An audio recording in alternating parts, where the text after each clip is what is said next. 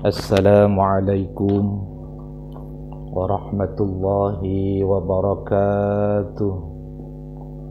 Alhamdulillah, wassalatu wassalamu ala rasulillah, Sayyidina wa habibina wa syafi'ina wa qurrati a'yunina Muhammadin ibn Abdillah sallallahu alaihi wasallam wa ala alihi wa ashabihi wa man tabi'ah, amma ba'du.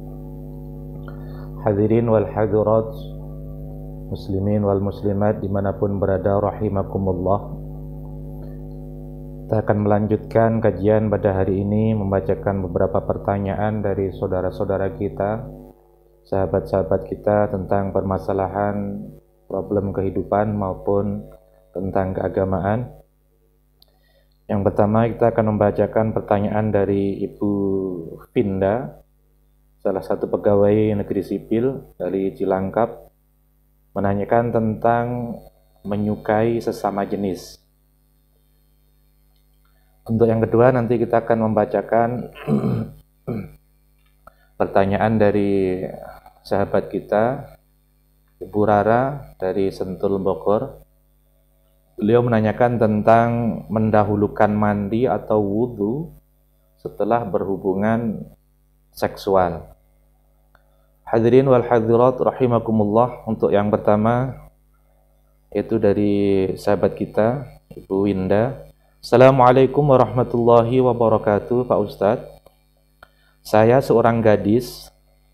Belum lama ini saya baru sadar sepertinya saya penyuka sesama jenis. Ada 5 teman yang semuanya tidak punya pacar sudah seusia saya. 2 di antara mereka memang penyuka sesama jenis, tapi mereka tidak pernah menggoda kami. Apakah yang saya alami karena pengaruh dari pertemanan ini? Saya minta doanya supaya keinginan untuk melakukan itu hilang, Pak Ustadz. Karena saya tahu Islam melarang dan saya termasuk umat yang taat beragama, meskipun belum berkerudung. Pertanyaan dari Saudara Winda. Bapak Profesor Dr. Ki Haji Muhammad Quraisyhab memberi tanggapan, kalau menyukai sesama jenis secara wajar dalam arti pertemanan dan persahabatan, maka itu baik. Bahkan dianjurkan. Nabi Muhammad SAW bersabda, siapa yang menyukai saudaranya sesama muslim atau sesama manusia, maka hendaklah dia menyampaikan kesenangannya kepadanya. Hadis riwayat At-Tirmidzi melalui Al-Miqdad. Di kali lain beliau bersabda bahwa ada 7 kelompok yang akan dilindungi oleh Allah di bawah naungannya pada hari tiada naungan kecuali naungannya. Salah satu di antaranya adalah 2 orang yang berkasih kasihan karena Allah. Diriwayatkan oleh Imam Bukhari dan Imam Muslim. Tetapi kalau rasa senang itu berhubungan dengan birahi antar sesama jenis, maka itulah yang terlarang, bahkan terkutuk, karena ia bertentangan dengan naluri makhluk yang mestinya mencintai lawan jenisnya. Kesenangan semacam itu adalah bisikan setan yang Anda harus lawan. Apalagi Anda memiliki potensi yang cukup baik untuk melawannya. Karena menyadari keburukannya serta mengakui bahwa agama melarangnya. Memang setiap kita pasti mendapat bisikan-bisikan setan sesuai dengan situasi dan kondisi masing-masing.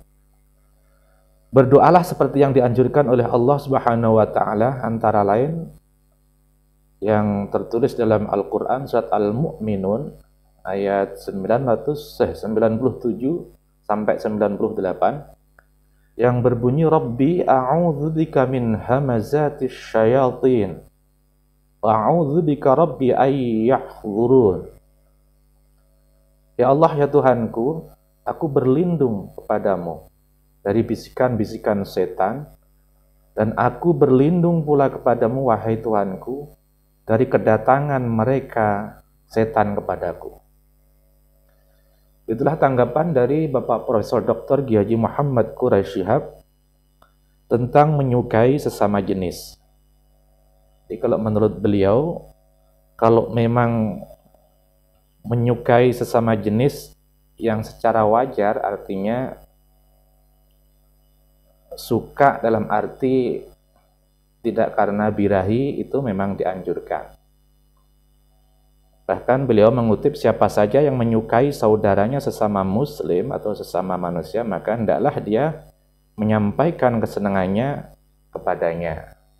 Tapi kalau menyukainya ini karena birahi atau kelainan seksual, maka menurut beliau adalah terkutuk. Maka dari itu harus dilawan atau dijauhi.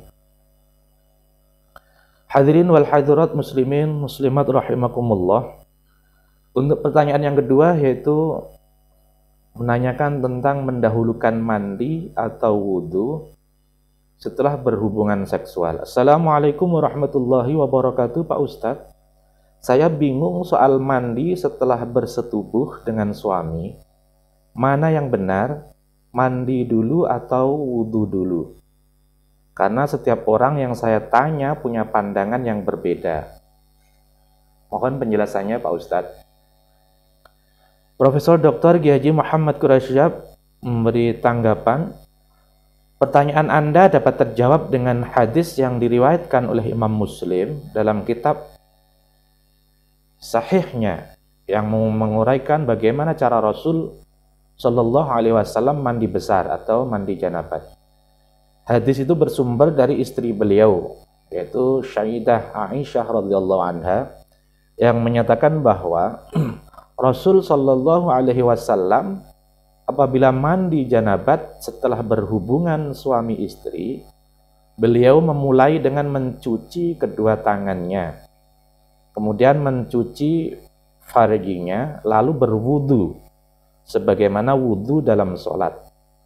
Kemudian beliau mengambil air lalu menyisir dengan jarinya rambut beliau, sehingga jika beliau merasa air telah mengenai keseluruhannya, beliau menyiram kepala beliau 3 kali siraman. Kemudian mandi menyiramkan air ke seluruh badan beliau, lalu beliau mencuci kedua kaki beliau. Demikian terlihat bahwa beliau memulai dengan berwudu baru mandi. Tetapi dari segi hukum, bisa saja seorang mandi janabat tanpa berwudu terlebih dahulu. Bahkan jika ia telah mandi, maka ia dapat tidak berwudu lagi, karena mandi janabat dinamai juga pembersihan hadas besar. Sedangkan wudu adalah pembersihan hadas kecil. Bila telah melakukan yang besar, tentu saja yang kecil telah masuk, tapi tidak sebaliknya. Apa yang dilakukan oleh Rasulullah Shallallahu Alaihi Wasallam di atas berlaku baik untuk pria maupun perempuan. Perlu ditambahkan bahwa tentu saja sebelum melaksanakan proses di atas, yang mandi harus berniat. Itulah jawaban dari Profesor Dr. Kiai Haji Muhammad Quraisy Shihab tentang manakah yang didahulukan, berwudu atau mandi setelah berhubungan badan. Setelah beliau mengutip dari hadis Rasulullah Shallallahu Alaihi Wasallam yang disampaikan oleh istri beliau, yaitu Sayyidah Aisyah radhiyallahu anha, Rasul pun ketika setelah berhubungan badan, yaitu berwudu terlebih dahulu, baru menyiramkan airnya, menyisir pakai jari-jari 3 kali, setelah itu menyiramkan ke seluruh badannya dengan berniat mandi hadas besar. Dan menurut beliau dan itu pun tidak harus dimulai dengan wudu, secara hukum tidak mengharuskan. Dan ketika sudah mandi wajib, mandi janabat, menurut beliau setelah niat mandi janabat atau mandi wajib itu pun tidak harus kita berwudu. Karena kalau mandi janabat itu menghilangkan hadas besar, kalau berwudu kan menghilangkan hadas kecil. Jadi secara tidak langsung setelah mandi wajib, hadas kecil pun sudah termasuk. Tapi tidak akan sebaliknya. Jadi kalau wudu tidak langsung hadas besarnya tercukupi. Oke, terima kasih. Assalamualaikum warahmatullahi wabarakatuh.